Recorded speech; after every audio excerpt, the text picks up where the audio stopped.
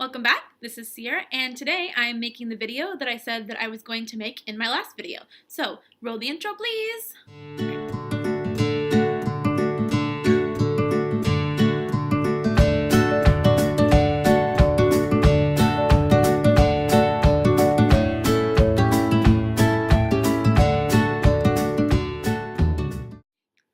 So in my last two videos, I mentioned that I was going to make some changes to my channel, and I had an idea yesterday of a new video I wanted to try to make.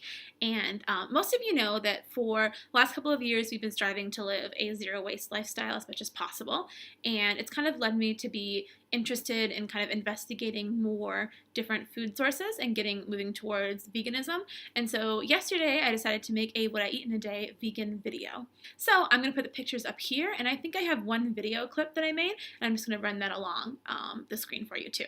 So anyway, let's get started. So even before I became interested in being vegan, I've always been a big fan of smoothies, and so I usually have a smoothie in the morning. And so in temporary housing, I don't have a blender, and so I decided to make a smoothie plate, which is up here.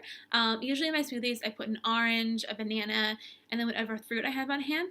And my favorite are strawberries, and so I just made the plate. So you can see I've got a banana, an orange, some strawberries, and next I put a little bit of natural peanut butter just to kind of add a little bit of protein. Usually I use almond milk in my smoothie, but I wasn't making a smoothie, so yeah. And of course, I had the coffee made with almond milk because, a girl's got needs. All right, so moving on to lunch. So at lunch, I was actually prepping dinner for the night, which I ended up eating. I'll get to that in a minute. So while I was prepping dinner, I was chopping lots of veg, and so I just had some leftover chopped up veggies and hummus that were given to us by our sponsor when he picked us up from the airport.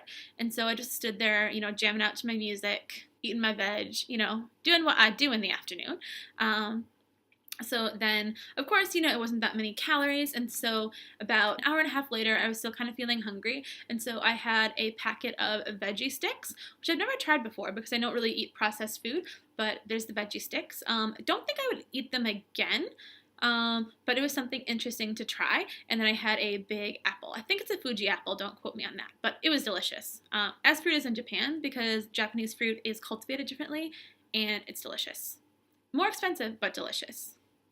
All right, and then moving on to dinner. Now, originally I had planned to make a vegan chili relleno, but didn't get to that because Mr. came home and we decided to go to a social event on base.